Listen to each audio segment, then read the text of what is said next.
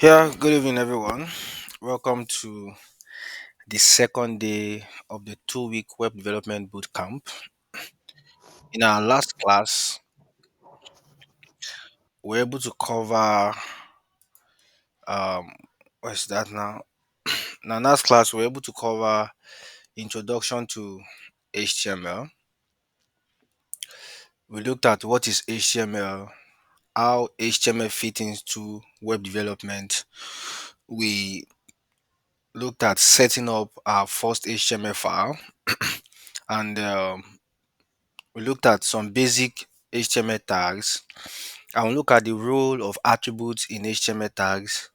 We looked at working with links such as internal, external, and anchor link. We looked at adding images and the importance of alternate text for accessibility.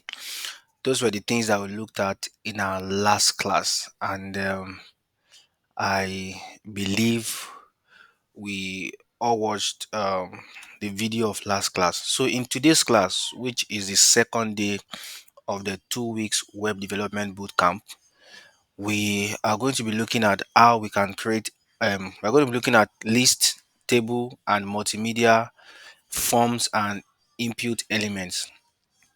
So we'll look at creating orders and unordered list.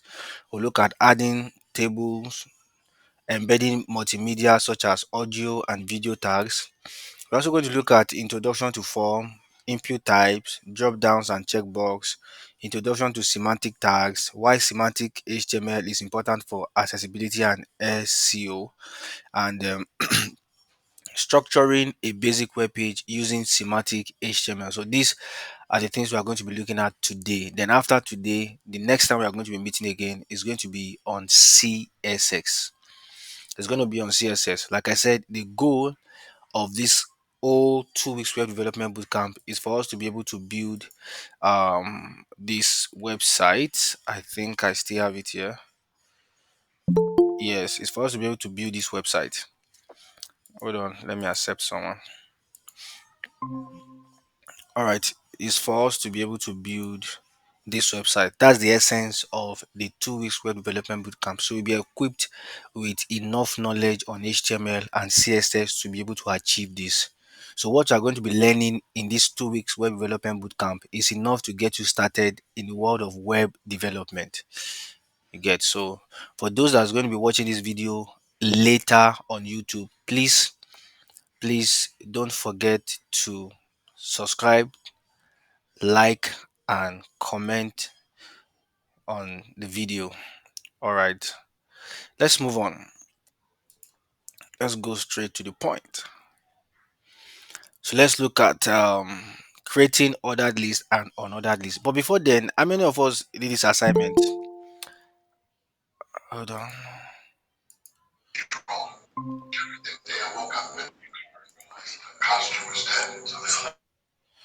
All right, so I gave you guys an assignment on the first day of this bootcamp. I said you should create a basic web page with heading, a paragraph describing yourself, an image with description in the alt attribute, and a link to your favorite website. Save the file as index.html and open it in the browser to see the result. So please, if you know you've done the project or the hands-on, send your result to me. Send it to me. So I'm talking to those who are following this live class. Send it to me, not those who will be watching this video later. You get, so. But if you want to reach out to me, for those who will be watching the video later, just go to Instagram, search for learn@yourpace.ig, follow us on IG. You can message me there. I will respond. All right, let's move on. So let's look at creating ordered and unordered list. Creating ordered and unordered list. Um, Yeah, it says that lists are used to display a collection of items in a structured manner. Lists are used to display a collection of items in a structured manner. And we have three types of lists actually, but I think two the two that we are going to be looking at today are very, very important compared to the third one. So we have ordered list and we have unordered list, and we also have description list. Yes, description list, but that is not as important as ordered list and unordered list. You get that now?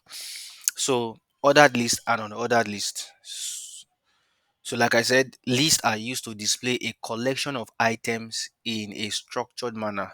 So, when we talk about ordered list simply means it displays item in a numbered sequence. It displayed items in a number sequence. While on ordered list display items in a bullet format.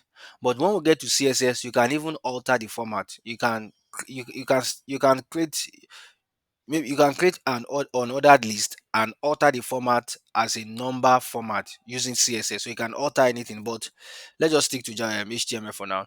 So for ordered list, it says that it displays items in a numbered sequence.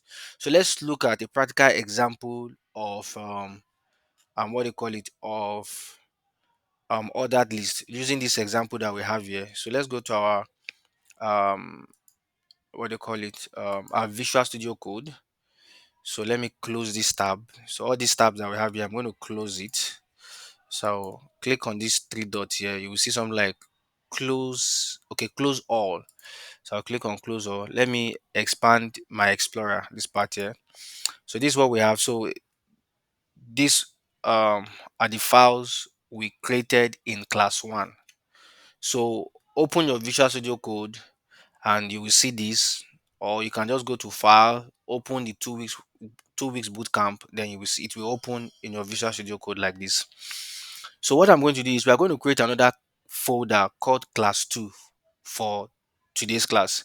So let me collapse this. I'll click on this. Then I want to create class 2 folder. So to create class 2 folder, I'll have to click on this area so that the focus will be on my will be on the parent folder, which is 2 weeks web development bootcamp. You can see the highlight of the borderline. It shows that the focus is on 2 weeks bootcamp. So I'm going to right click or just come here where we have this second icon that says new file. You can click on it, then it will open an input path for you.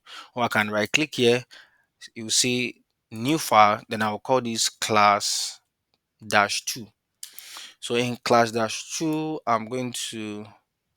um I'm going to click on class 2 and I will right click on it. I'll click on new file. I'm going to call this list.html since we are looking at list now. So I'll say list.html. So I'm going to generate HTML boilerplate. I hope you have not forgotten the method or the syntax we can use to generate HTML boilerplate. If you know the answer, please can you let me know on the comment section. Oh, I think some persons have left already. So let's move on. So but to generate HTML boilerplate is very simple. Like I taught you on the first day of this bootcamp. You see that I type HTML5 like this, and you type HTML, you will see Mnet abbreviation will bring out three suggestions for you. So you will click on HTML5 here, or you just do exclamation mark and press enter. It's going to generate HTML template or boilerplate for you. So I'm going to call this class. I'll call this HTML class 2, or I'll call it bootcamp web bootcamp day 2, or class 2, whichever one. So class 2. So let's do ordered list. Ordered list. So let me so there's an element, or will I call it like a tag that I want to teach you, which is called comment tag. Comment. So this is how comment tag works. So let's say for instance I want to create a comment tag. Just press control then forward slash together. For Mac users, I think it should be command then forward slash together. So just type control key, hold on to control keys. I say type, hold on to control key. So, and also hold on to forward slash key. Then it will generate a comment tag for you. So this is how a comment tag looks like. So it's something that you can even, it's simple. You can just create on your own, type on your own. So less than sign, exclamation mark, then two dash. You see, it automatically generates the other one for you. So this is it here. All right. So this comment section actually, how am I going to put it? Helps you to create comment for your code. For example, I want to write ordered list now. So I can say HTML ordered ordered list like this. So this will not show any words or anything that you comment or any code that you comment in your HTML code or anything that you write and you comment in your HTML file. It will not be displayed in the browser. Get that now? It will not be displayed in the browser. It will not be displayed in the browser. So whatever you comment, whether it is HTML, CSS, or JavaScript, or whichever programming language, whatever code you comment, or whatever section of your code or content you comment, it will not be displayed in the browser. You get that now? So so we want to look at HTML ordered list. So under here, I'm going to type OL. So OL represent ordered list. So the that OL represent ordered list. So that we want to create ordered list tag. So I'll press enter. I'll press enter. So OL has been what created. That's ordered list has been created. So if you look, if you over on it, you see it says here that the OL element represent a list of items where the items has been intentionally ordered such that changing the order will change the meaning of the document. All right, so we have created ordered list. So now we will now start listing our we start listing items. So if you come here, we have HTML. Let me open yeah. So we have HTML. Sorry, hold on. All right, I'm back. So we need to create an item. We need to define a list tag for it. So we have HTML basics, CSS styling, JavaScript programming. So I can come here. Where is it? Come to my. So in order for me to define the number of items I want for my ordered list, I will have to use li. So li represent list. So I'll type li, then press enter. Then I'll do HTML here. Then I'll come to the end of the closing tag of li and press enter to create a space. Then I do another li. I do CSS. Then the next one I'll do li and I'll do JavaScript. JavaScript. So if you save this and let's preview this on our browser with our browser. So I'm going to right click on this and you will see open with live server. So click on it. This is what you're saying. You see that now HTML, CSS, and JavaScript. HTML, CSS, and JavaScript. You see, nice. So this numbered point part here makes it what ordered list. So HTML comes first, CSS and JavaScript. So this is order. Um, so let's look at unordered list. So I'm just going to do. Um, let's go back to our note. So for unordered list, here it says that it displays item in a bullet format. It displays item in a bullet format. So let's look at that. So I'm just going to come here. I will do a comment section. I'll say HTML on ordered list. HTML on ordered list. So to create unordered list tag, I'll just do UL, press enter, LI. I'll do the same thing that I have here. So let me just copy and paste. Let me just copy and paste. I'll copy, paste it here. So I save. So you can see what is the difference between this one here and this one here. The difference between the ordered list and unordered list is the tag name. Can you see this is OL for ordered list, UL for unordered list. So the list tag did not change. It did not change at all because with the list we can itemize, we can list out the item. So with list, we can list out what item. So if you save this now, you don't need to open it with live server again. Since you've opened it before, just go to your browser where you open it. Now you're going to see this. So for another list, you have a bullet point. For ordered list, you have a sequence of number here. You see that now? That is for ordered list. So you see, we've looked at ordered list and unordered list. If you know you don't understand anything of what we have discussed now on ordered list and unordered list, please let me know.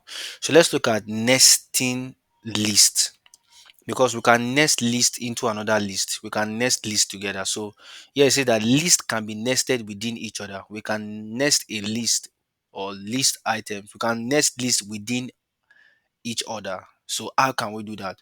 So let's say for example um we want to have languages.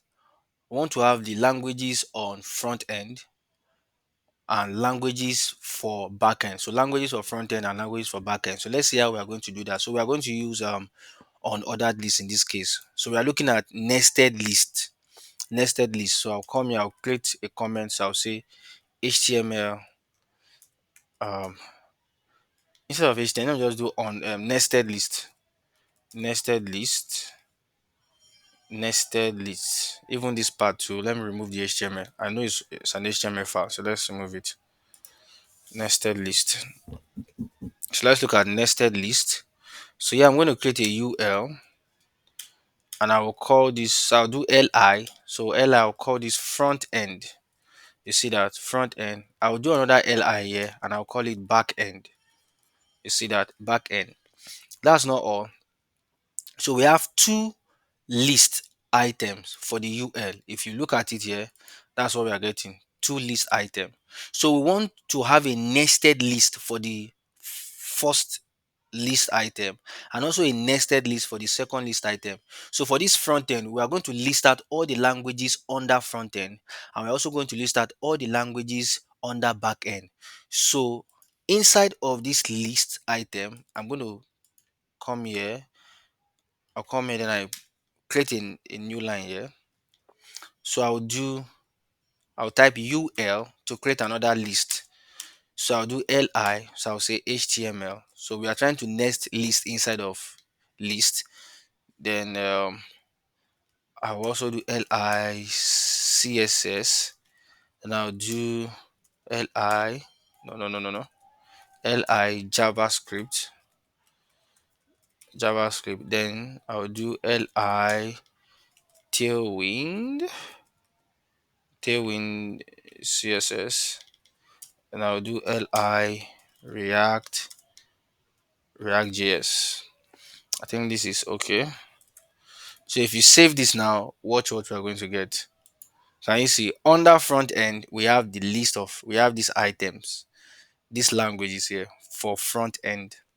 Then let's go to back end too. So I'll come here, I'll press enter, I'll do UL and I'll say LI and I'll give this let's start with okay, let's just list Node.js LI. Let's do Django. Is it Django? Yeah. Let's do uh let's do Python. Then let's do Ruby.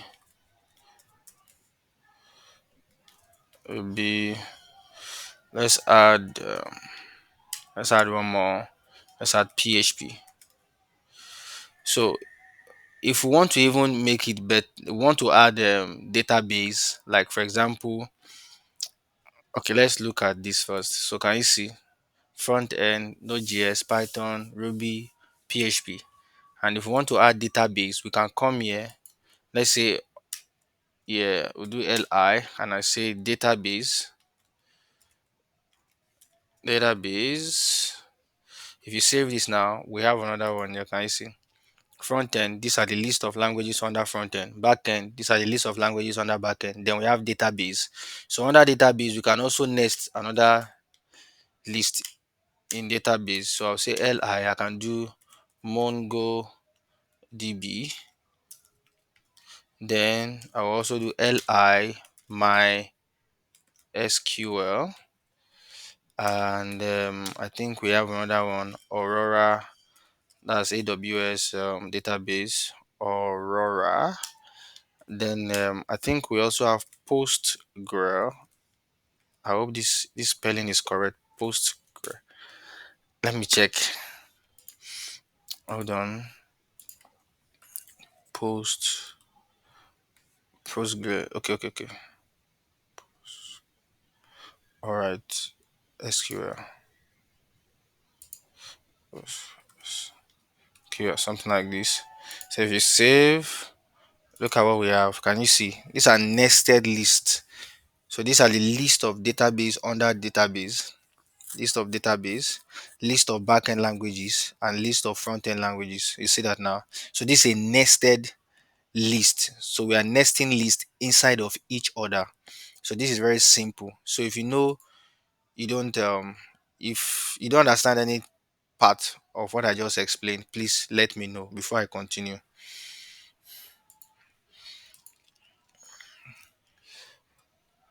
All right, let's move on. So let's look at adding table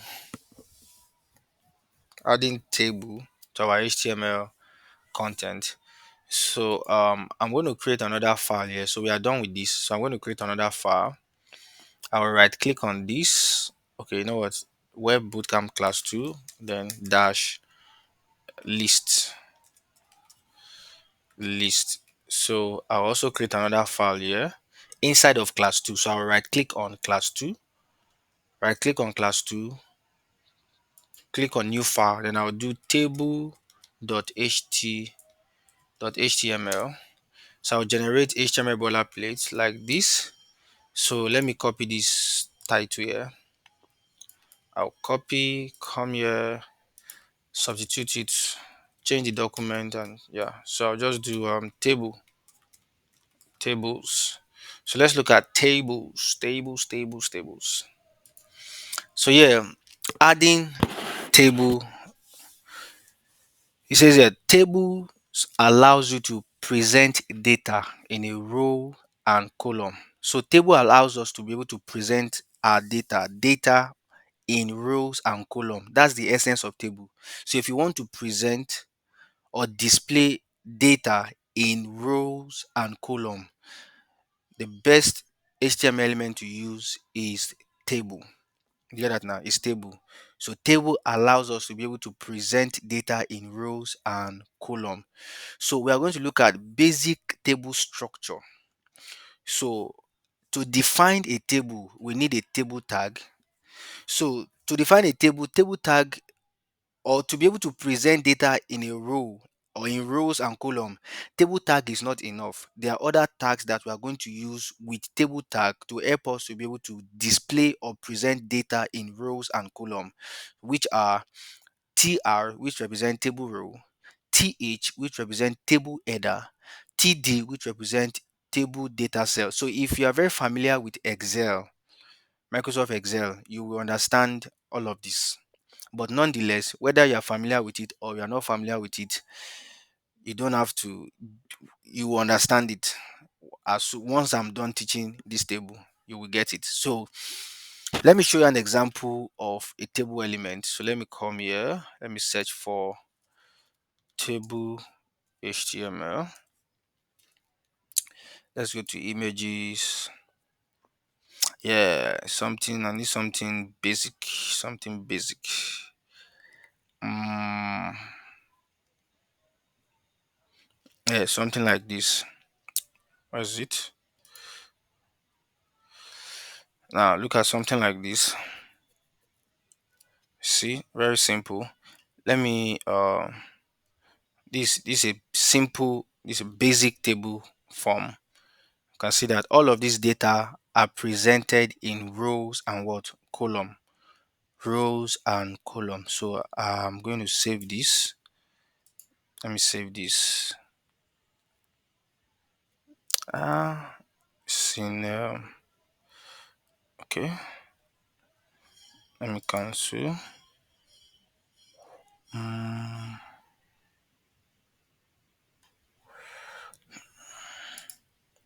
Let me use something else.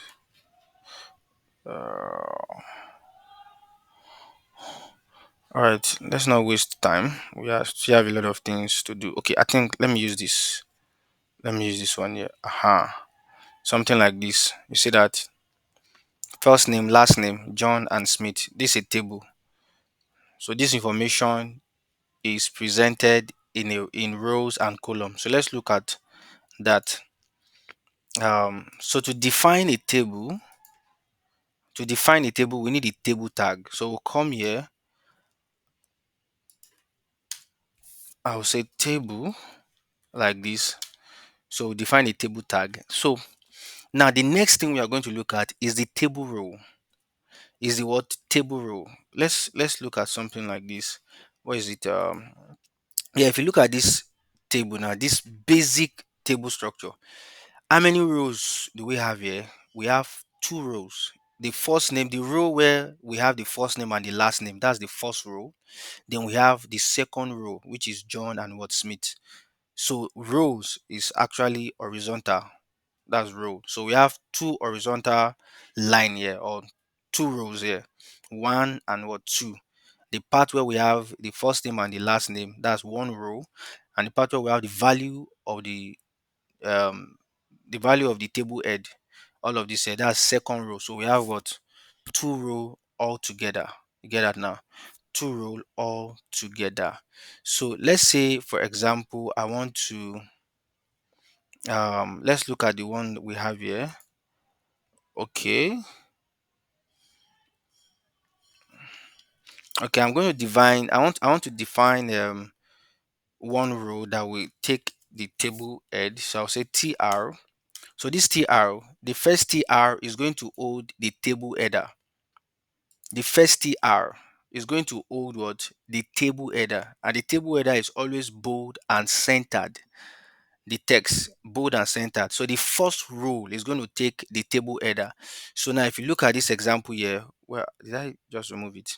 Yeah, if you look at this example, the first row is holding the table head. First row is holding what? The table what? Header. So you can see the table header is centered and bold um compared to other field or cells. You get that? So the first table row is where we define the table header. So I'll do th. So I think let's first of all write think of what we want to do. So I want to generate like three or four table head. I want to have course, I want to have duration, I want to have name, and I want to have what again? Mm, yes, name, course, and duration. Okay, just three tables, three table header, name, course, and duration. So since I want three table header, let me show you a shortcut to be able to do that. So I'll just type th times 3 like this. Th times 3, then I press enter. It will generate three table header tag for me. So here I'm going to call this name, then here I'll call this course, and here I'll call this duration. So that's my table header. Then the next table role I'm going to create will represent my table data. It will represent what? My table data cell. My table data cell. That's where I'm going to impute the value for each of the table header text. So here I'm going to create another tr, that's table row.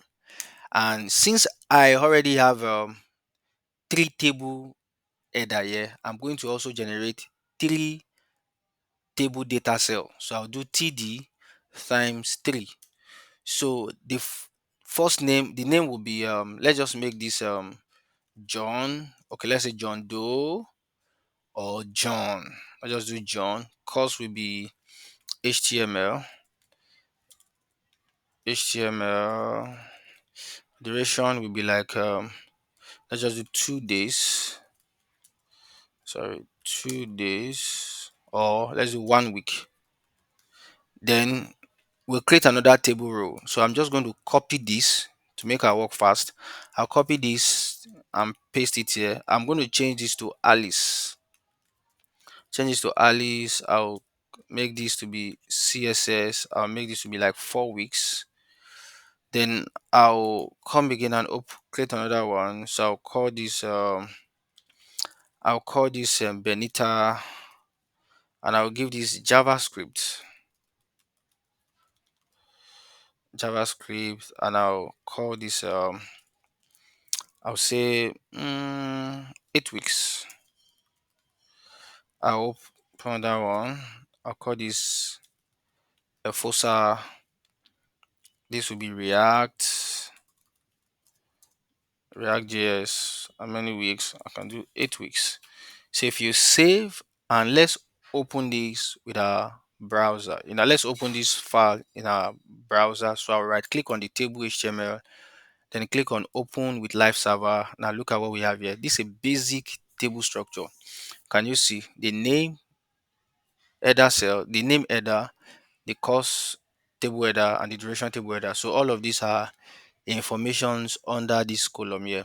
Can you see John, Alice, Benita, and Efusa, HTML, CSS, JavaScript, and React, and all that? So you see, very simple, very very simple. And if you want to add a border around these elements here, all this the table header and the table data set, if you want to add a border to it, it's very simple.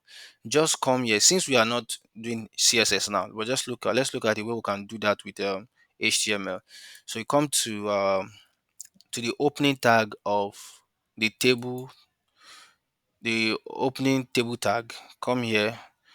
So create a space and type border. So border is an attribute here. So I'll just type border equals this. So I can give it 1. So the number of value I give the border will determine the thickness of the border. So if I do 1, look at what we have here. See? Very not as thick as if I change it and I give it like 5. If I give it 5 now, it's going to be very thick. Can you see thick? You see that now? So I think I like this one. I think I like, you can leave yours as 1, but I'm going to maintain this. I like this. So you see, this is basic table structure. Very nice. So we're able to achieve this just with what? A table tag or table element that defines the table, then a tr that defines the table row, and the table header that defines the th that defines the table header, and the td that defines what table data what cell. And if you look at this, how many table row do we have here? We actually have 5 table row. So the first table row holds the table data, and the remaining table rows, which is one, holds the table data cell. So altogether we have 5 table rows here. So 5 table rows, 1, 2, 3, 4, 5. All right. So I think that's that. I hope you understand it, guys. Do you understand it? Please come again. I should come again. Which part? Yes. That table part, please. The table part, Abby. As in from Yes. beginning. Not really. Start from that name, courses, and duration. Okay, it still it still means beginning. All right, let's move on. Okay. Thank you. All right. So now Yes. for the essence of table element is for us to be able to present data in a row and in a column, in a row and in a column.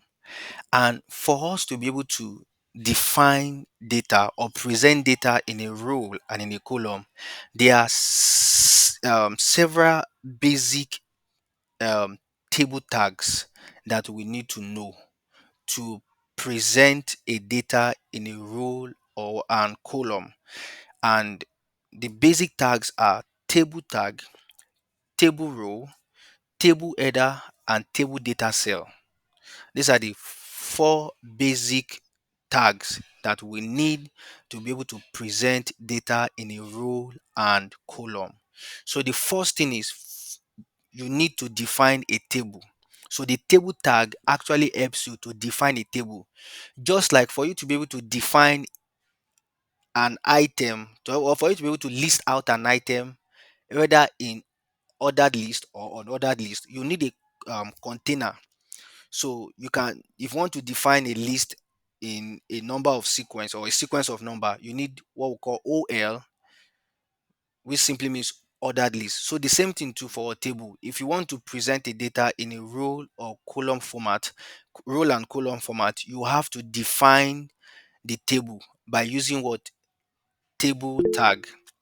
You get that now? By using table tag. Okay, Felicia, you have a question. You are raising your hand. Another question. No, I just wanted to tell you that please go back to the screen. So I'll tell you what I Okay, wanted to. okay. Or is it Yeah, I should go back? actually, I should go back to the no, no, VS you don't code. have. No, no, no. Here, this table part. Okay, yeah. I understand. The only place I did not understand was the table border. So Okay, it's one. So I know about this TR, TG, and TH. I did not okay. understand this thing before, but Okay, yeah. So that's why I want to the only tell you. part you don't understand is the border, right? Yes, Oh, is oh, adding the table border because I'm also doing small small stuff before I join this class. So okay, I okay. get now. Yeah. All right, all right. So Thank you. okay, you're welcome. So for the table border, it's just for us to be able to add border around our table. Because if you remove this border now, for instance, if you remove this border, this is how our table is going to look like. Where is it? This is how our table is going to look like. Yeah, this. So you see, there's no border around it at all. Yeah. So, Okay. you get, so. But the moment we add Yeah. border, I just type border attribute. If I give it once, the one, so the value I give to the border attribute will determine the thickness of the border. The thickness simply means the width of the border. So if I give it one, Okay. the thickness will Let's not see how be. it looks like. So let's say it looks like. Can you see? Okay. Yeah. So, and if you increase the border to like 2, 3, 4, 5, 6, 10, and whatever, if you give it like two, it's going to be a bit thicker. Can you see? The outer borders Oh, is thick. So that's how it is. over. Okay. So that's how it is. So But how do you get to like the? Is it as you are writing the names, like under the name, courses, duration, as you are writing it? So that's how the thing will be increasing. The table rows and columns will be increasing, right? yes, yes, yes, yes. That's, yeah, Okay. that's it. So it depends. If for like Okay. this table header cell now, so if you want to have many, if you want to define many entry for or cell for this table header, you can do that. For me, I just have three. I think no, four. So you can define like 8, 10, 20. It all depends. So the number of Okay. table row you have will determine how long your table will look like. Will look like. Yeah, Thank you exactly. so much. Thank you. You're welcome. You're welcome. Yeah. So, all right, let's proceed to the next thing, which is going to be embedding multimedia. Embedding multimedia. Embedding multimedia. So, once we are done with that, then we'll look at introduction to what form. So, I believe we can use 15 or 10 minutes to be able to address this multimedia. So, embedding multimedia. So, I'm going to come to class 2. I'll create a new file in class 2. Not folder, new file. So I'll click on class 2, click on new file, then I'll call this multimedia.html. Yeah, multimedia.html. So I will generate my boilerplate. I'll just go and copy this and paste it here. I'll call this multimedia. All right, good. So multimedia, actually, what it simply means is actually allows us to be able to embed audios and videos to our web page. So how do we embed audios and videos to our web page? So we are going to look at that. So let's start with what? Audio. So for us to be able to embed audio file to our HTML or to our web page, we need what we call the audio tag. So I'll come here, I'll do something like audio. Yes, let me remove the source. So because the moment you type audio like this, and when you type audio like this, it's going to come with this attribute source. So I'm going to remove it. See that I'm going to remove it. So we are going to use the normal source tag for that. But just when you want to embed audio file to your web page, you need what audio tag like this audio. So now we have to use the audio file we want to use. We don't have it in class 2. So what I'm going to do, I'm going to copy some image, some audio, and I'll paste what do you call it, an audio file and video file and all that to this folder. So let me go to my file explorer. So I'll go to document. I think the one I want to use is this 2 weeks. I'm going to use this three. I want to use this three file here. So I'll copy. So I'll go to desktop. I will go to 2 weeks, 2 weeks bootcamp, right click on it, then I'll right click on class 2. So what I copied, I'm going to paste it here. So I'll do Control V or Command V to paste. So we have this now, correct. So if you go back to your Visual Studio Code now, what I pasted now, look at it here. Can you see this video file and this audio what file? Fantastic. So let's see how we can do that. So now that so audio tag actually helps us to be able to define um helps us to be able to embed audio file to our web page. So let's expand this. So I'm going to do source here. I'll do source. So let's look at, so in the source we are going to, in the source tag, this source tag, that's where we are going to we are going to have an attribute like source and type. You get that now? Source and type.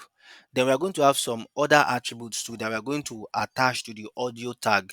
So these are the attributes that we are going to be using. We have the controls. So these controls attribute actually help us to be able to add play, pause, and volume control. We can pause an audio from playing, and we can play it back, and we can control the volume of what of an audio using what this control attribute. And we have autoplay. Autoplay means to play audio automatically. So, and we have loop means to repeat audio. So we have loop is to repeat audio. So all of these attributes we are going to look at them. So let's come here for the source. So inside of the audio, we have the source tag. Then I'm going to specify the src. So this SRC will tell us is from is this SRC we are going to specify the audio file address.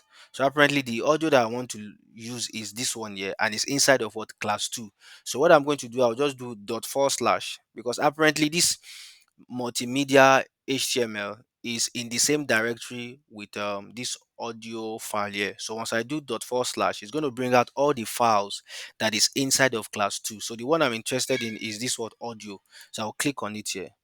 So that's not all. Then I will click, then it comes with another attribute called audio, another attribute called type. So this type tells us the audio format. So there are three audio format that the our browser supports.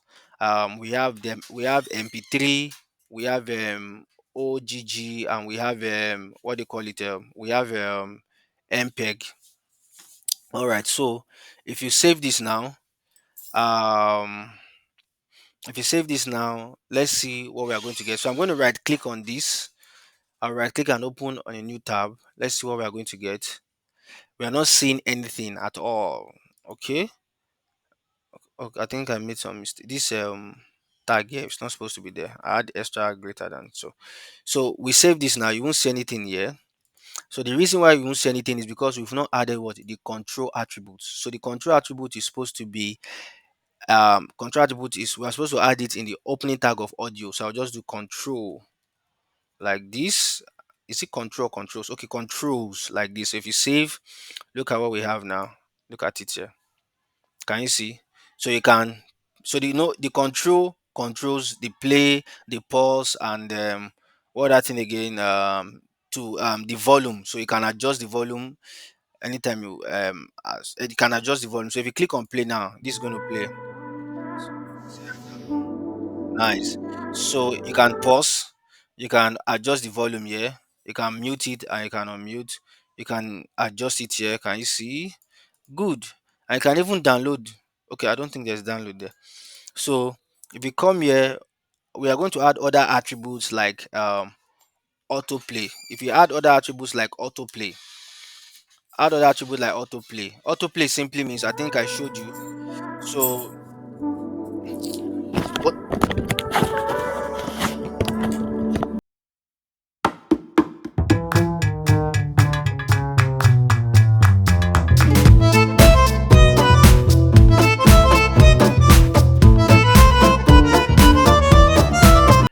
plays audio automatically. So if the autoplay is not there, like if you not add it, by default the autoplay has the autoplay will be false. You get that now because it's a boolean value. You see that you make it true or what false. So if it is true, you can make it true like this or false. So if you add false to it, if you do false like this and you save, you see it's not going to what? Oh, it plays. Oh, okay. You know what? Let me remove this. Just if you add autoplay like this, it's going to autoplay by itself. You can see it's playing by itself. So I'm going to pause it. But if you remove the autoplay, it won't play once the page loads. You have to what? Play it. You have to click on the play icon there, then to start playing. You see that now? Very simple. So we also have another part there, which is loop. We have loop, so it will repeat audio automatically. So if you come here and we had loop here, let's say loop, you add it. If you save and you play this, or let's take it to this last part here. Um, okay, yeah. So if you play, let's see.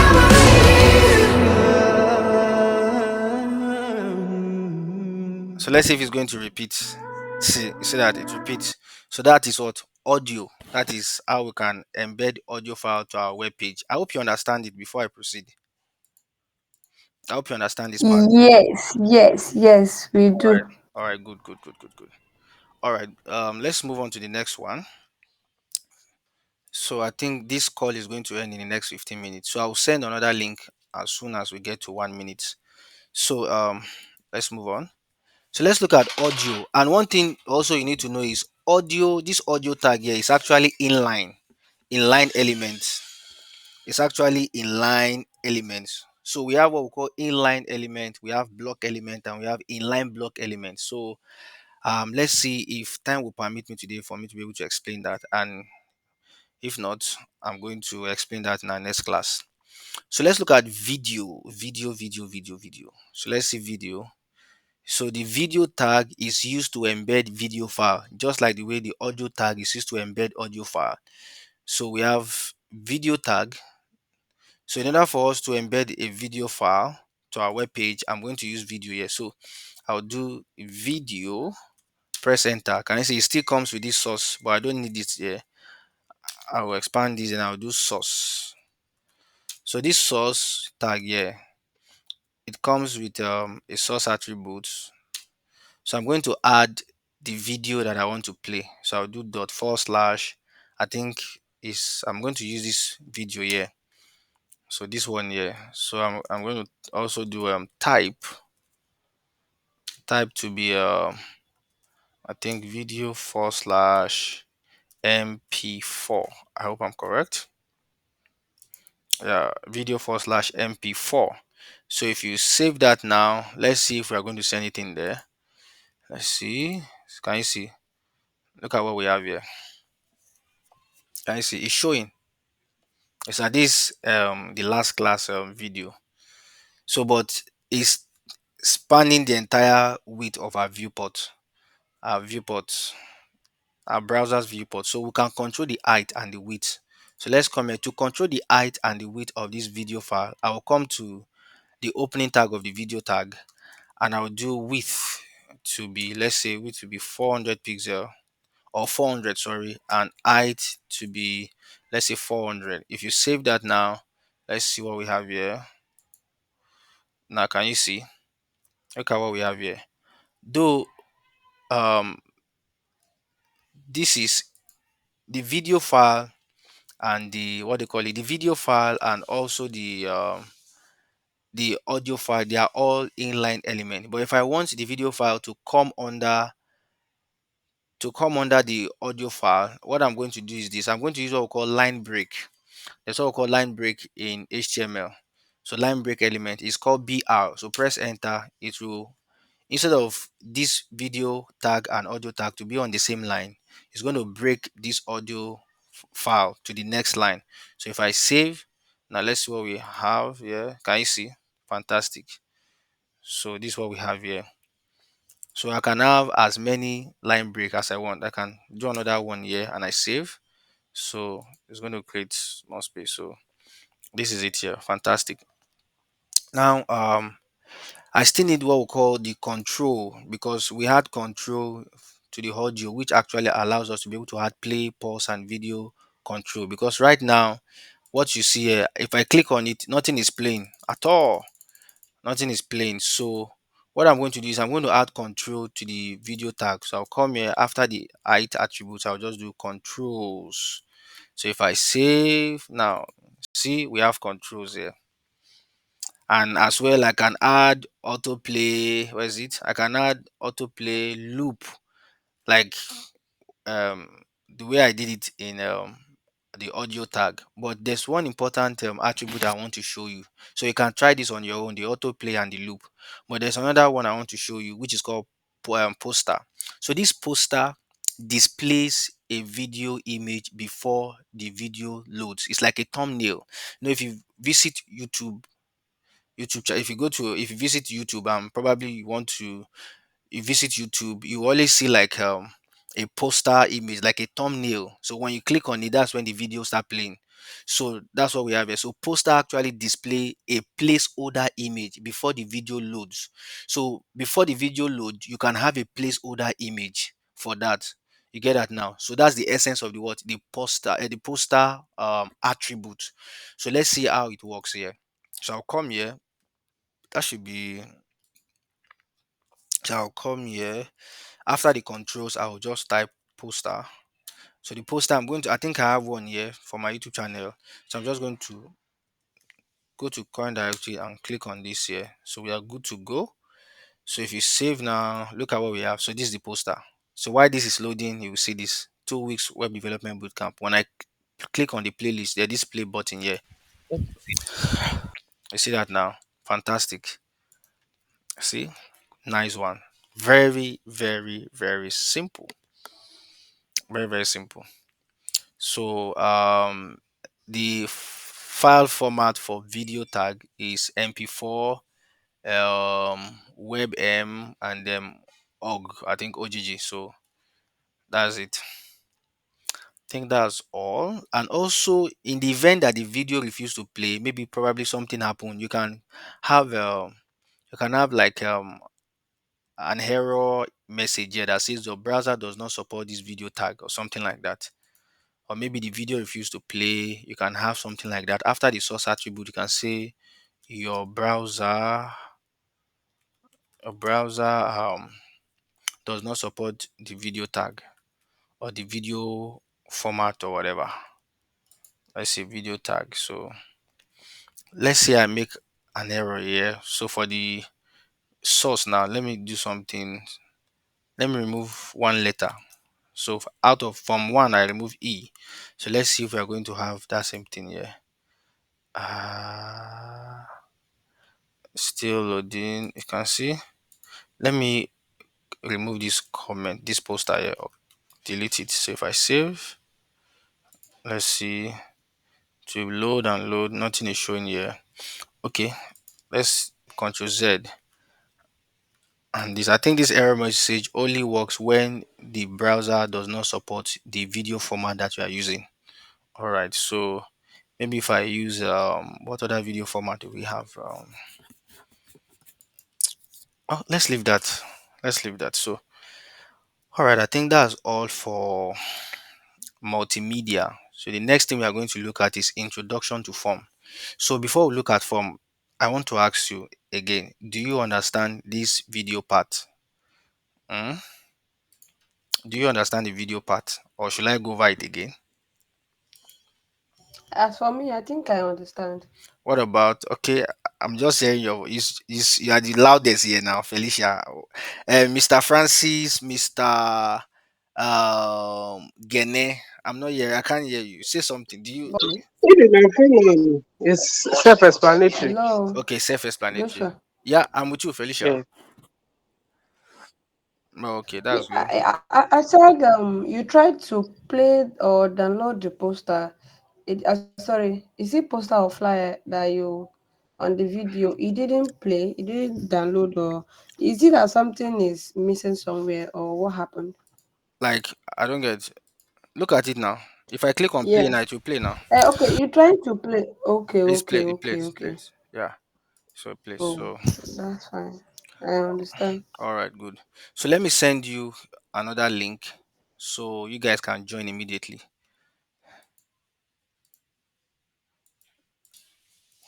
All right. So we've been able to achieve this. Let's look at the next one. So the next one will be introduction to form, input, drop down, introduction to semantic tags, all of these things here. So I'm going to create a new file here.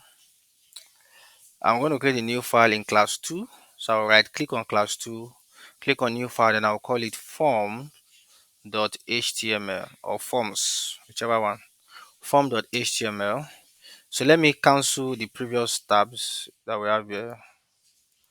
So I'm going to generate a boilerplate, and I will, okay, let me copy this and paste it here. This is not what I'm supposed to copy.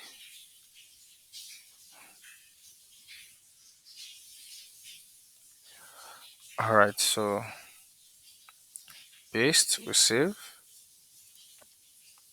Then, so introduction to form. So be s- forms allows user input to be sent to a server for processing.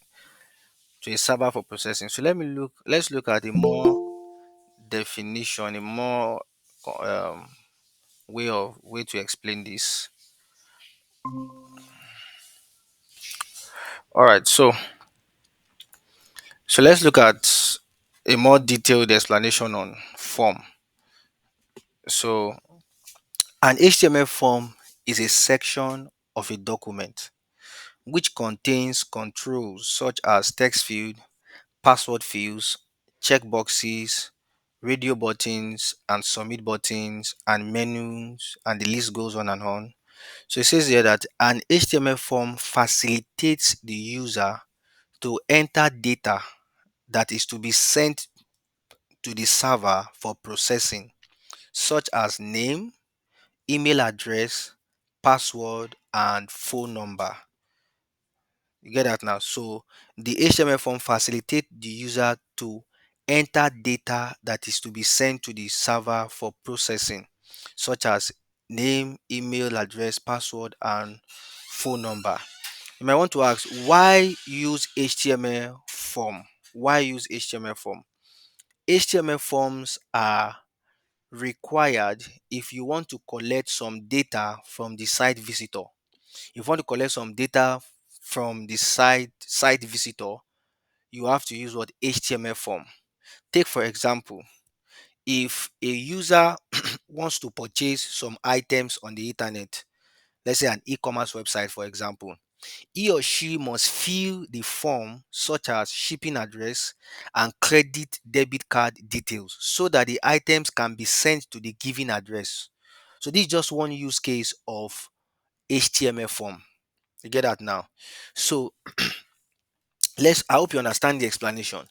So let's look at basic form structure. Basic form structure. We have to define a form, we need a form tag. Then this action here, this action attribute specifies where to send form data. But now the action attribute and the method attribute is beyond the scope of this 2 week bootcamp. You get that now? It's beyond the scope of this 2 week bootcamp. So just focus on the form form tag. So the form tag actually helps us to be able to define the form. You get that now? To define the form. And there are let's look at input types and form element, because it's not just enough to define form. It's just like for the table aspect too, to define um to present the data in a row and column. It's not enough for you to just define a table using the table tag. You still need other elements for that. To You need other elements to be able to present the data in a row and column. So the same thing too for form. So form tag helps you to define a form. So there are input types and form elements that we can also use for that we can also use together with our form, depending on the kind of information you want to get from your users. So now we have input types. So input types is defined by what? An input tag. Input tag. So this input tag is actually an inline element. So for the input types, we have the type of text, which means single line text input. We have the type of email, which validates image format. We have the type of password, which hides input text. And we have the types of what? Number, which allows numeric input. We have other types too. We have the type of radio, checkbox, section, many file format. Like for example, if you want to upload your CV, upload a video, upload a file, or upload whatever kind of file, there's an input type for it. There's an input type for it. You get that? So let's look at the very basic input, a basic form. So let's say, for example, we want to look at our name and password. Name and password. So let's go to the form. All right. I'm going to change this from list to forms. So let's expand our body tag, and this is what I'm going to do out. So to define a form, you need a form tag. So once you type form like this, press enter. Can you see it comes with this action attribute? So I'm going to remove it. I don't need it for now. It's beyond the scope of this class, like I said. So in order for us to be able to define inputs like your name and email, so let's just look at something, or let's see something we can mimic here. Uh, let's see form HTML. Let's look at image.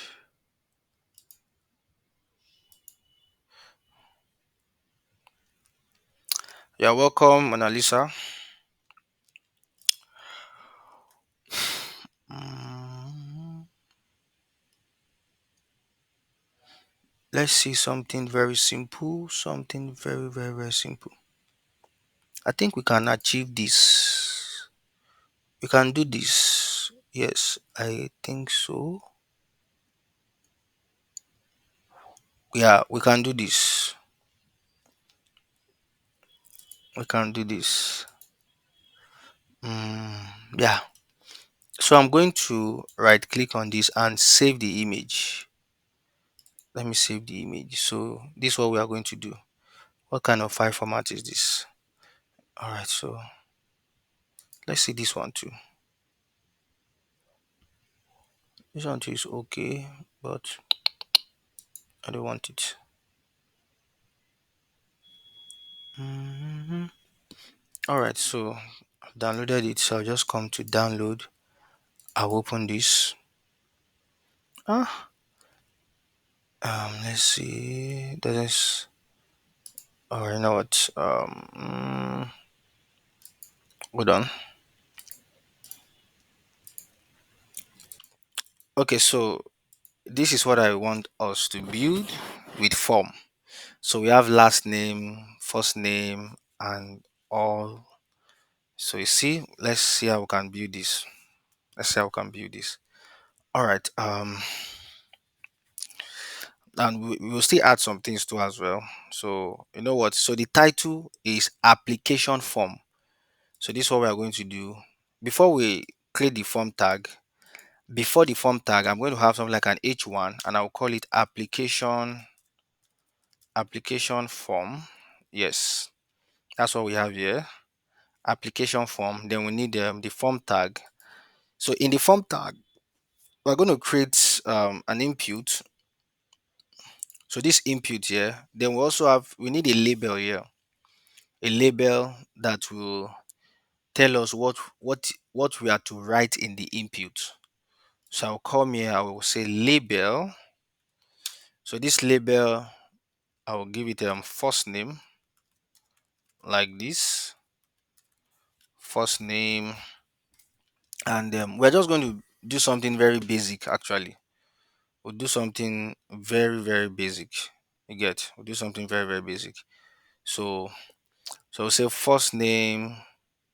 So and we'll need an input.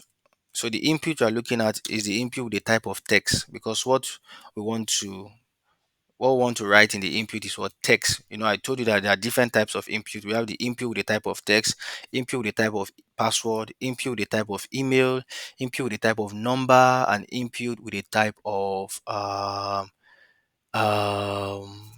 what's the last one? Oh,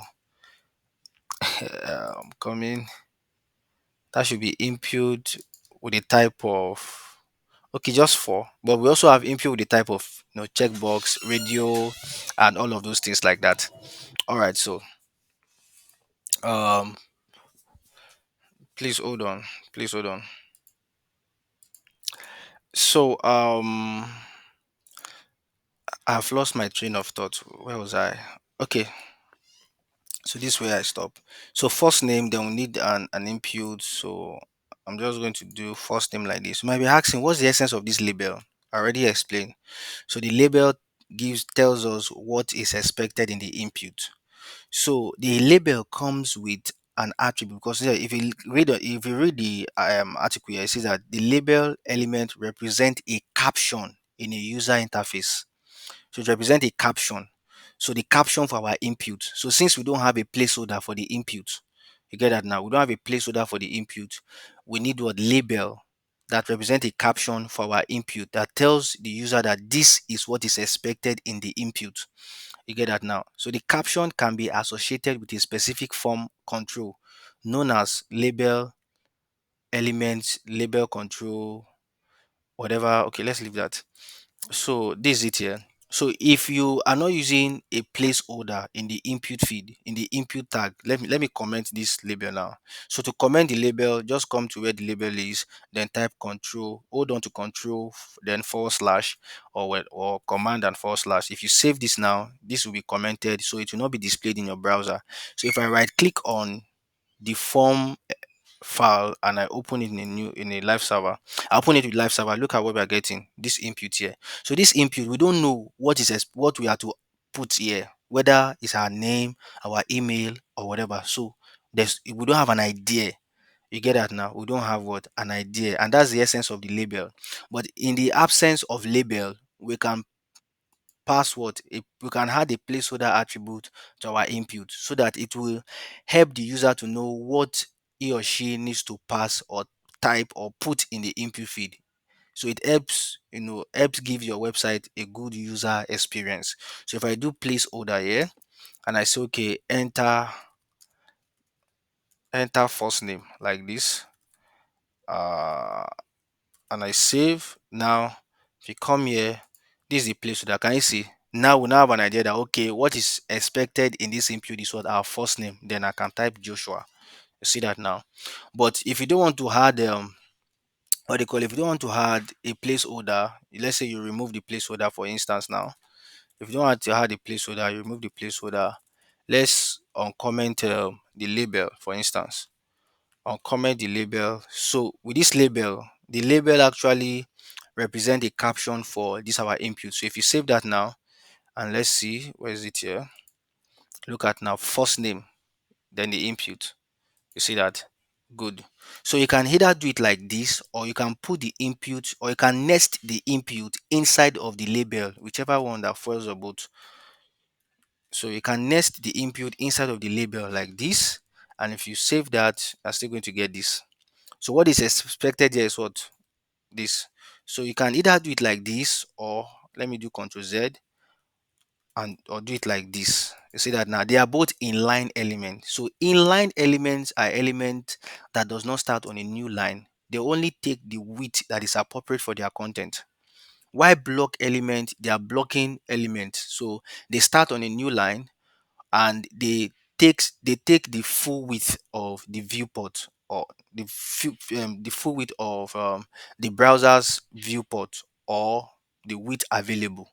You get that now. So don't worry, when we are getting to CSS, I'm going to explain in details the meaning of inline element, block element, and inline block, and how we can use it to our own advantage.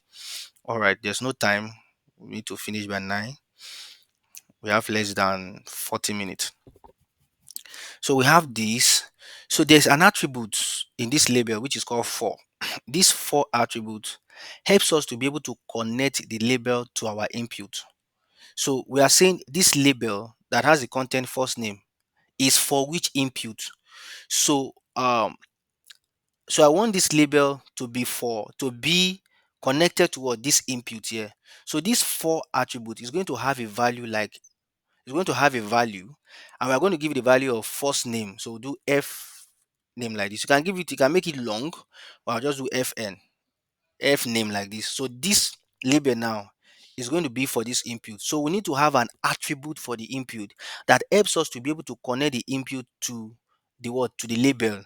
So the label has an attribute of 4. Then the input also need to also have an attribute of what id.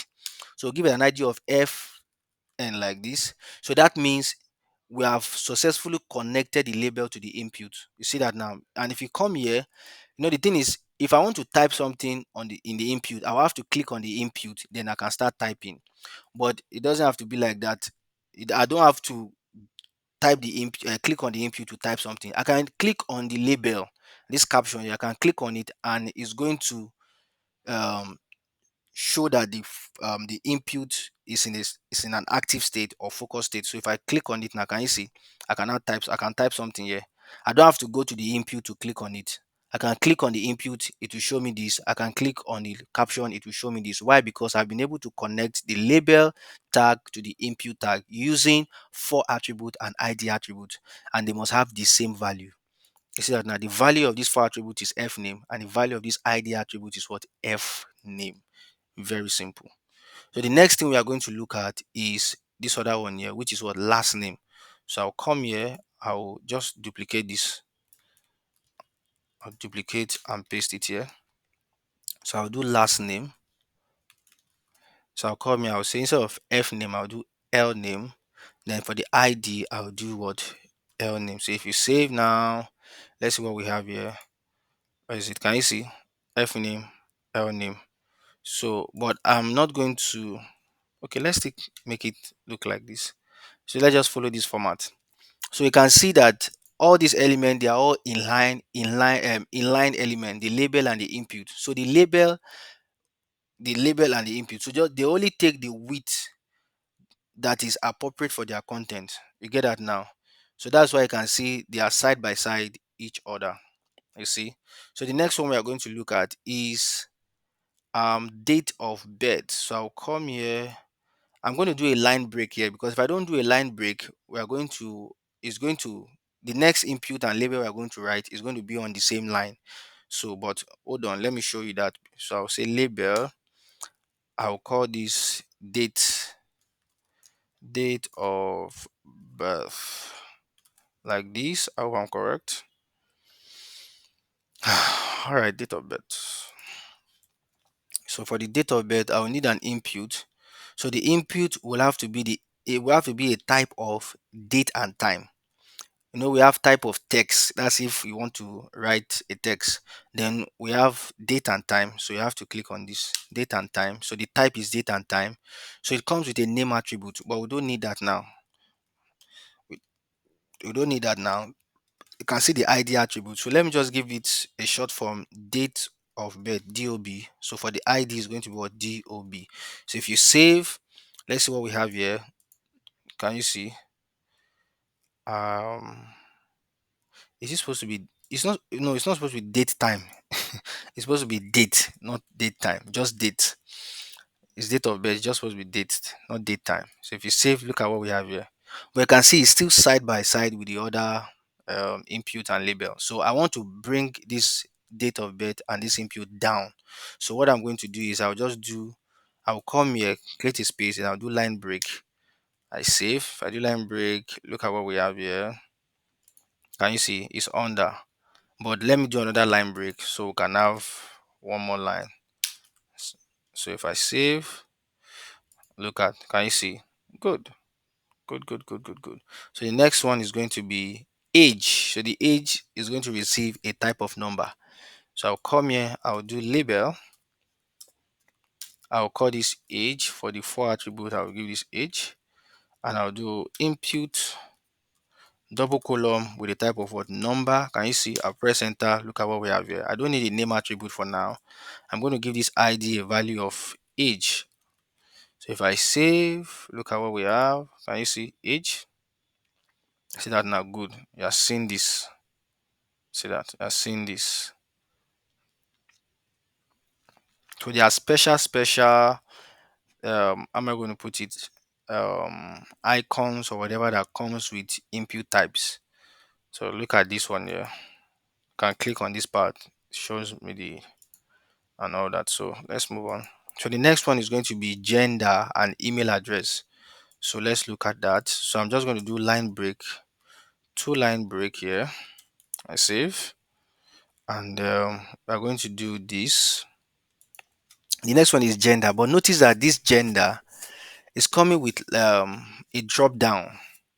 It's coming with a drop down. So I'll come here, I'll do label, and I'll call this gender. So I'll say gender. So how do we create a drop down? So let's go to our note here. Where is it? Where is it? Where is it? So we have drop down here. It says to display a drop down menu, we need what? The select tag. We need the select tag to be able to what? Display a drop down menu. We need the select tag. I hope we are following. All right, good. So we need the what? Select tag to be able to display a drop down menu. So because what we are trying to clone here, if you look at this, this shows that it's a drop down menu because of what? This arrow, this chevron arrow here or whatever. So I'm going to, so after the label, I'll come under the label, then I'll do select. So select, I don't need the name attribute for now, it's not important. Then I'll just do gender. So for the select, I'll have to, for me to be able to list out the drop down for me to be able to list out the option, I need this option tag here. I need the option tag. So I will expand the select so that I'll do option. So I'm going to duplicate this like two times. So yeah, I'm going to call this male. I'll call this female. I'll call this others. So now this option tag here, you can see.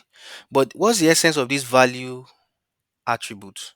So the value attribute is important when you want to get the value of what has been clicked in the front in the user interface. Because if you save this now and you come to this part here where we have, can you see if I click on this drop down and I click on female, for me to know that a female has been clicked, I'll have to pass. That's the essence of what the value. So if I click a female, I'm going to be able to get the value of what has been clicked using this value attribute. So I'll just say value. I'll call this the same name as the content male. I can make it capital letter, then female like this, and then what order or others. I think it's others like this. So if I save whatever value that I whatever option I click here, I'm going to get the value of that option. If I click others, I'm going to get the value of this option. So and I can then do some manipulations with it or whatever. So that's that. Now if since I've been able to connect the select tag to my label, so that means that if I click on gender now, So the focus state is on what? This select now. Can you see if I click on gender, the focus state is on this. So I think that's that. And it's not compulsory it's not compulsory a label should have a four attribute. You can remove the four attributes. You can remove it. It's not compulsory. You get that now? It's not compulsory. It's not all label that should have four attributes. So it's not compulsory. So I've removed the four attribute for the label and I've removed the ID attribute for the select. So it's not really compulsory. So if I click on the mail, look at what we have here. You see that now. But the thing is, this mail has already been auto selected for us because this is what we are seeing here. But we don't want that. I'm going to create another what do you call it? I'm going to create another option. So this option I'm going to say choose your gender. Choose your gender. So if come here, look at you see something like choose your gender. But I don't want to give it a value. I want the value to be empty, or I don't even want to give it a value. I don't want it to be selectable. You get that now? I don't want it to be selectable.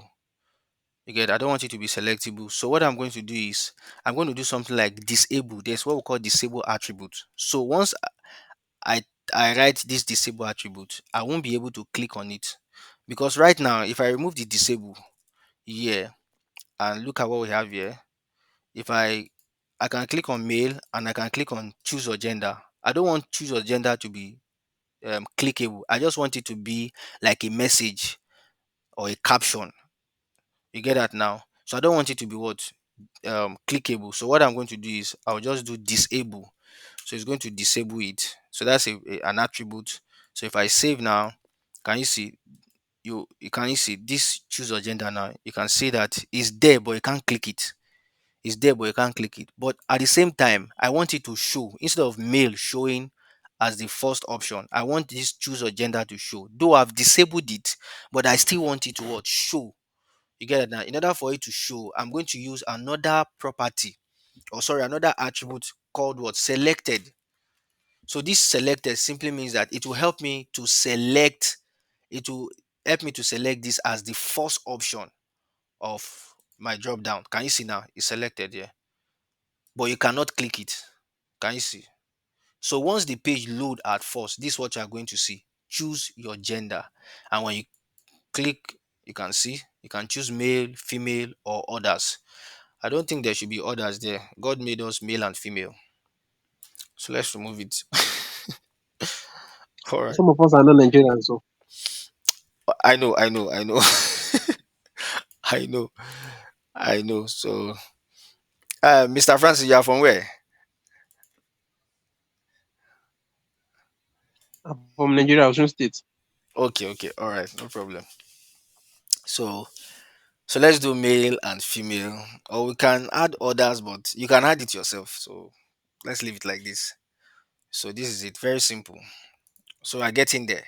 So, let's look at the next one, which is what email address. This one is very simple. So, I'm just going to copy, or let's do it. Let's not do the copy and paste stuff here now. So, I'm going to do label. Label, I'm going to give it a value of email for the four attribute, and I'll do email address. Then I'm going to do input with the type of email like this. So I don't want the name attribute, but I want the ID attribute. It has to come. I'm going to give it the same value as the four attributes. So if you save now, look at what we have here. Can you see? So if I click on this email address caption now, it's going to come here. It's going to make this input active state. All right, so that's that. So the next one we are going to look at is this position available: junior developer, mid developer, and senior developer. So let's look at this. Let's look at this. Let's look at this. Once we touch this, we touch this, we touch all of this, then we are good to go. So um so what we see here, this thing that has this circle here, it means that it is called radio input. So this radio input helps you to make only one choice. You might have several options, but you can only make one choice. there are some options that you can only make what one choice out of the option. So that's so if you want to create an input, if you want to create an option whereby the user can only make one option, you use what radio input. But if you want the user to be able to make multiple choices or multiple options, or choose multiple options, not just one option, you use what we call checkbox, for example. You can use that. But if you know that you only want your user to be able to click on or make one choice out of the list of options they have, you use what radio. But if you want them to make multiple choices, you use what checkbox. And we are going to look at that. So let's look at this radio now. So if you come here, where is it? Where's my radio? So here, see, radio button allows only one selection from a group. Radio button allows only one selection from a group, while checkbox allows multiple selections. So let's look at that.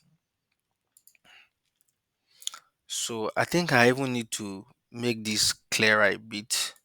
I can come here and do first name. Let's make it readable. So here can do last name. So afterwards, I'll just do control forward slash to get that comment. Then I'll do dates of birth. So you can see it makes my code cleaner. So here I'll do age. So this part I'll do gender. And here I'll do email address. Makes my code looks neat and clear. So it tells me, okay, this part here is for first name. So that's the essence of this comment. See that now. But though the comment will not be displayed in the browser. So all right, there's no time. So let's look at the next one. So this will be what should I call this now? And position available. Positions available. Position available. So yeah. Um so let's start. So we need a label. So for this label, I don't need the four attributes. I don't need it. So I'm just going to, where is it? What should I give? Okay, positions available. So I'll just say positions available. So I need how many inputs? I need a radio button here. Can you see this radio button? So how do I do it? I'll come here, I'll do input with a type of what? Radio. Press enter. So now we need a name attribute for this part, but let's continue. So radio button, then you see something like a text after it. You see that junior developer. You see something like a text after it, junior developer. I'm going to put this also in a label. So I'll come here, I'll do label. So I'll say junior developer. So this label is going to be connected to this input. So I will give it a ID of um JD, that's junior developer. For the ID, okay, value of JD for the four attribute, then the value of JD also for the ID attribute. So if you save that now, let's see what we have here. Now see, can you see position available junior developer? So let's bring this one downwards. Let's bring it down. So this is what I'm going to do. So I'll just do line break here, then line break here. So if you save, now see, position available junior developer. So we are getting there, just hold on. Then the next one we are going to look, I'm just going to copy and paste so that we can be fast. Copy and paste. So this will be mid-level developer. Mid-level developer. So I'm going to change this from JD to MLD. So here will be also MLD. So I'll also copy and paste. So here that will be senior developer. I'll change it to senior. Senior. So this will be SD, and this will be what? SD. So if you save, now look at what we have. So can you see? Fantastic. So if I click on this junior developer, it's going to check this. If I click on this mid-level developer, it's going to check this. If I click on senior developer, it's going to check this. But that's not what we want, because we have three options that we only want our user to select only one option, to make only one choice. But apparently, the way it looks like now, we can make multiple choices. So how can we make sure that our user cannot make more than one choice, or select or make more than one selection? To do that, that's where we have the name attribute. The name attribute is very, very important. So now, the input with the type of radio has to come with what? A name attribute. So how many name attribute do we have here? Sorry, how many radio type input with the type of radio we have here? We have three input with the type of radio. So if you look at this input with the type of radio, they are not connected. We need to be able to connect these three inputs together. To connect them together, that is where the name attribute comes in. But the name attribute does more than that too. But we are going to use the name attribute to be able to connect these three input that has a type of what? Radio. So we know that yes, they are connected. So with that, you cannot make multiple selection, just one. So the name value, the value of the name attribute has to be what we are trying to do here. So we are looking at position available. So I'm just going to give it a value of position. So I'll come here to this name attribute for the second input. I'll give it also what? Position. So I'll also do here, I'll do position here. Position. Okay, just position, not positions. Position. If you save that now. So do you know that even for the gender where we have male and female, you can use type input with the type of radio to also achieve that too. So anyways, so we've been able to connect these three inputs together just by what? The name attribute. So if you see now, we'll not be able to make multiple choices anymore. So if I click on this junior developer, can you see? If I click on mid developer, it will tick this. Can you see? I can only make just one choice. And let's say, for example, when your page loads, you want to have a selected radio input. You want to have a checked radio input by default. So let's say, for example, we want to have this input that has the ID of JD, which represents junior developer. I want to give it checked. So by default, it's going to be checked.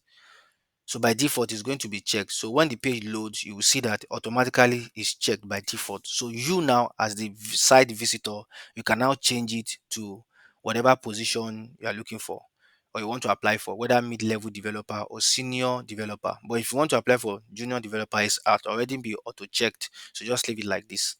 So that is that. Okay, and the same thing too for select. Okay, we've looked at selected. Can you see? So I think the next one we need to also look at is programming language. So this programming language, you can make multiple choices. So you can so that's checkbox. It allows for multiple selections. So let's look at that. Let's look at that. That should be programming language. So I'll just do this. Okay, let me do a line break here. Line break. So yeah, I'll do programming language. Programming language.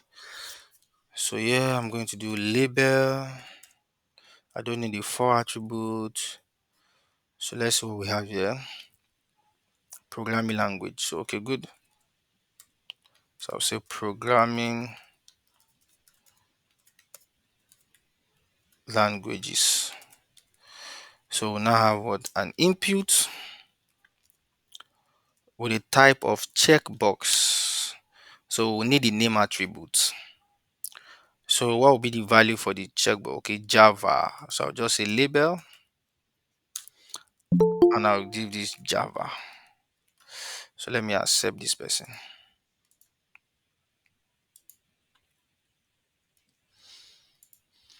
All right, so I'll do Java. So let's give it an ID. So I'll just say Java. So the ID will be Java. So the name, okay, I will go back to the name later. So let me copy and paste like three more times. One, two, and three. So let's change this to,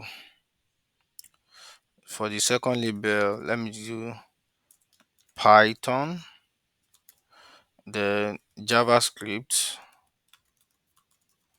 and PHP. So here I'm going to change the for attributes and the ID attribute to Python, then also JavaScript, change the for attribute and the add that. So that will just be JS for short. Then PHP, um,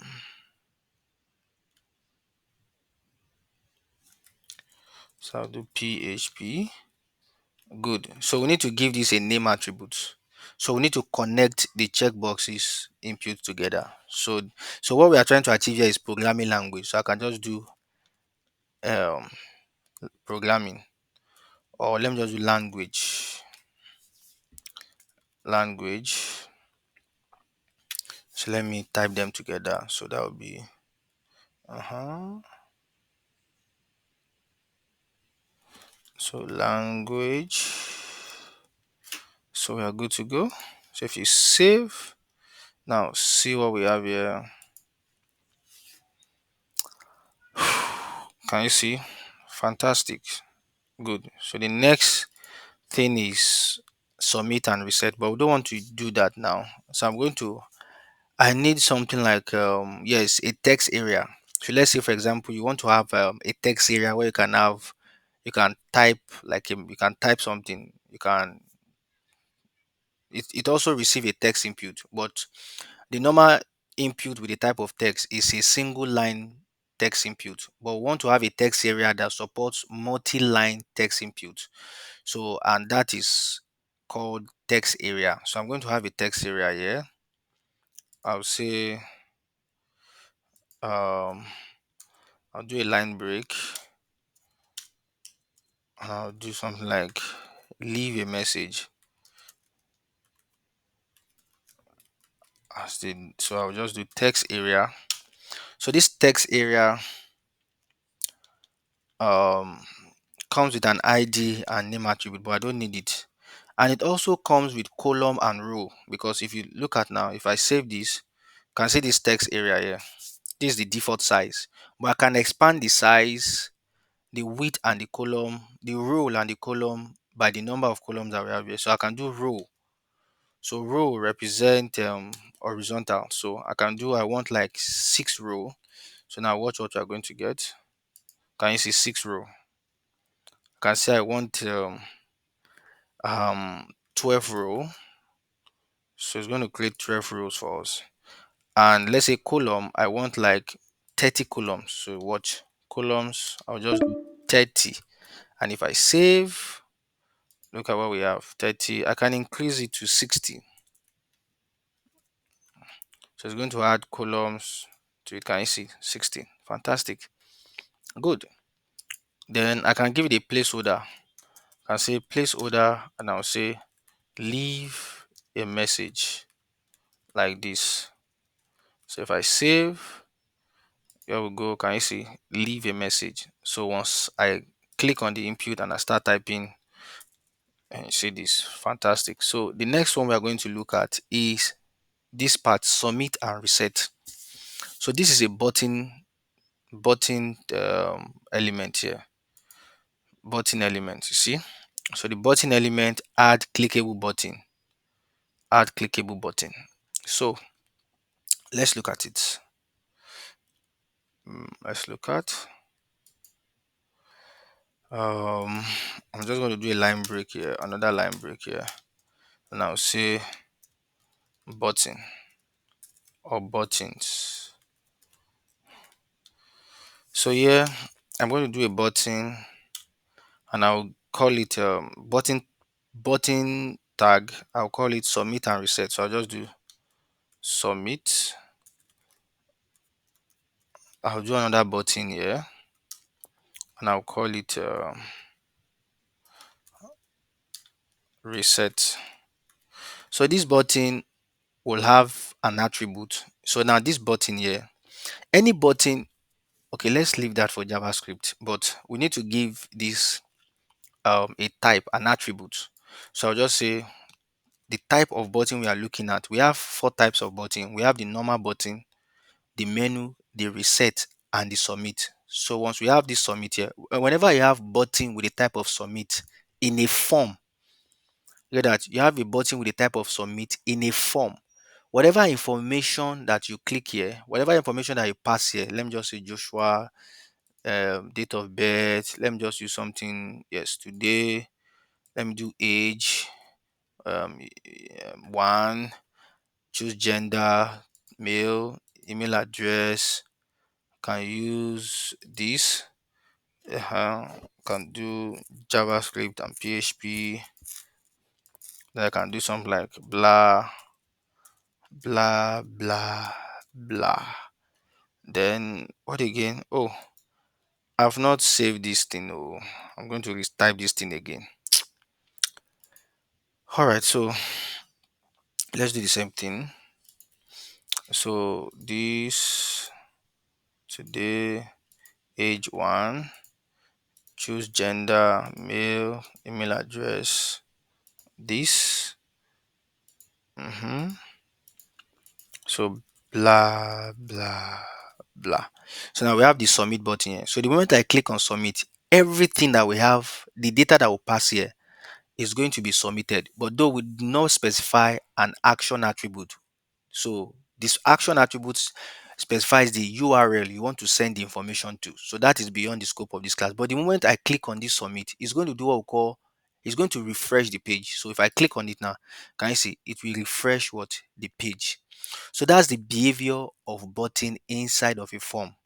That's the behavior of button inside of a form. And once you give it a type of submit, it's going to behave as if it's submitting a data, whatever input that you have, whatever value that you have passed into the input, is submitting it to to the server for processing. You get that now? So we have the reset. So we're also going to give this a type of what reset. So watch, we're going to do a type of reset. Now let's see let's see how it works. Let's see how it works. Let's do this. Um 2019 January age. That should be, I guess, five. Gender, let me do female. Okay, male, sorry. This, all right. Then, blah, let's still use the blah, blah, blah, blah, blah. So if I click on reset, it's going to reset all of this. Can you see? To reset it. So that's the essence of reset. When we give it what a type of reset, once you give it a type of reset, it's going to reset our input, our form. But when we give this a type of submit, it's going to submit the information that we put into in the form. So that's all about forms. So we've been able to achieve this with what form tag and other tags related to what form. So I don't think we have enough time to be able to look at introduction to semantics and why semantic and structure, whatever. So in our next class, that will be tomorrow because we're going to be meeting tomorrow, same time, 7 to 9. I'm going to use like 20 minutes to explain introduction to semantics. So I will explain div and span. I'm going to explain then this semantic HTML tags. Then afterwards, then we'll enter CSS. We'll enter CSS. So um, does anyone have question as regarding what we have done today? If you have question, let me know so I can address that in the next 10 minutes because we have 9 minutes left. If you have any question, please let me know so I can address it. So in the absence of question, I think we can call it a day. So this video will be uploaded on YouTube. So please go watch the video, um, comment, like, and also tell your friends about free these 2 weeks free web development training. Tell your friends about it. Let them watch as well. Share with your friends. All right. Bye bye. That's all.